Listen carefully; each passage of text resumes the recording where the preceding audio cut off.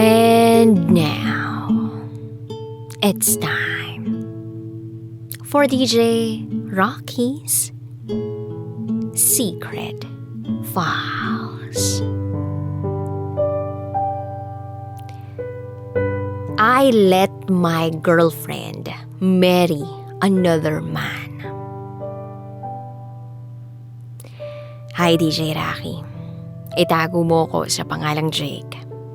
And this is my secret file. Have you ever been in love with someone? Yung tipong nakikita mo na ang sarili mo kasama siya sa pagtanda. Yung tipong napipicture out mo na siya ang magiging ina ng mga anak mo. Ang lalim ng iniisip mo Umangat ang tingin ko sa babaeng nagtanong. Naramdaman ko agad ang kakaibang pakiramdam sa puso ko. My heart knew who was the real owner of it. Wala naman.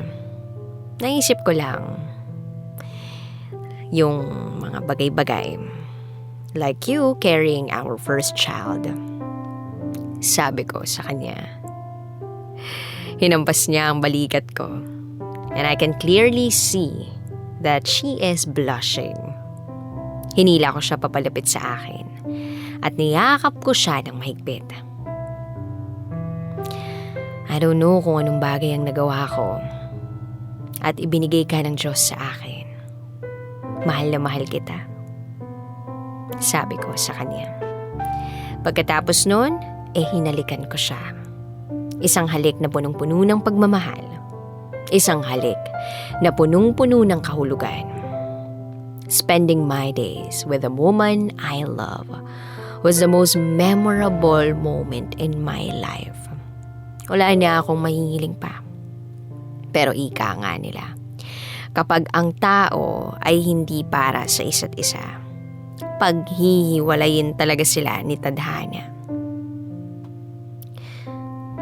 Love, I'm pregnant. Napahinto ako sa ginagawa ko. At tumingin ako kay Yvonne. Parang nabingi ako sa mga sinabi niya.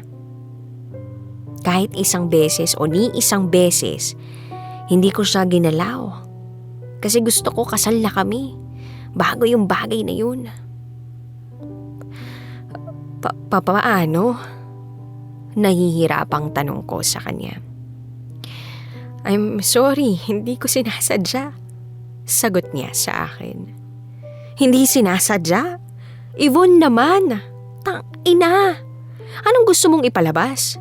Na aksidente kang nakipag-sex at nagmo ngayon? Kagaguhan. Ang lakas ng tibok ng puso ko sa kaba at sakit na nararamdaman ko. Gusto ko nang magkaanak, Jake. Sagot niya sa akin.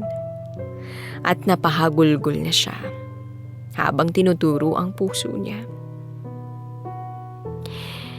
Gusto ko nang magkaanak. Kaya please lang, Jake. Hayaan mo akong magpakasal sa kanya. Pagkasabi niya yun sa akin, grabe, parang tinudurog ang puso ko. Ramdam na ramdam ko rin na nagpupumiglas lahat ng mga luha sa mga mata ko. Napailing akong lumapit sa kanya. Niyakap ko siya ng mahigpit. Ako ang pakasalan mo. Kaya kong maging ama ng bata. Basag na basag ang boses ko. Pero mas basag na basag yung puso ko. Tangina ang sakit. Nagmamakaawa ako sa babaeng mahal ko. Kahit magpakaama ako sa batang hindi akin, gagawin ko basta wag niya lang akong iwan.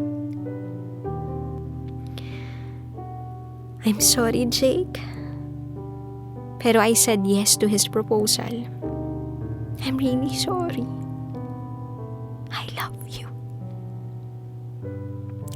At naramdaman kong tinanggal niya ang mga braso ko sa pagkakapalupot sa katawan niya. Napaluhod ako habang nakatingin sa bulto ng taong mahal ko na papalayo.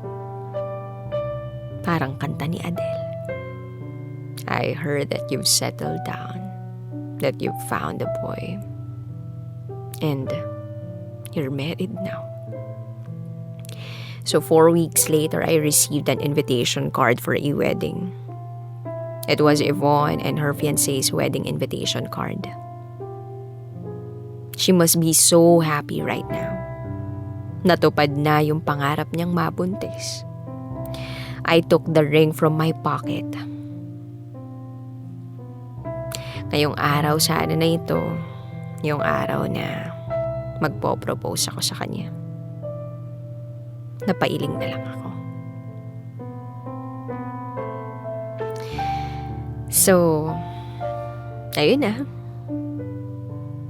I look at her while she was walking in the aisle. Grabe ang ganda niya.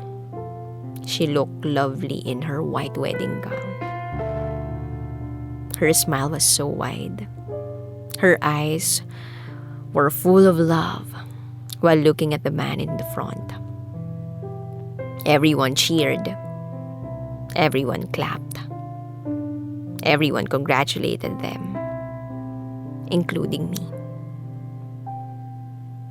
But deep down, I was in deep pain.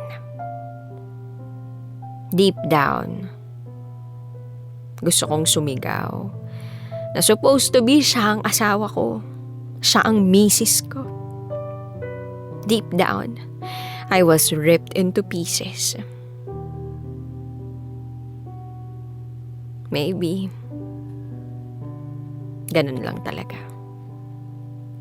I'll just tell the moon to take care of my favorite star. I wish you all the best, my love. Hanggang dito na lang po.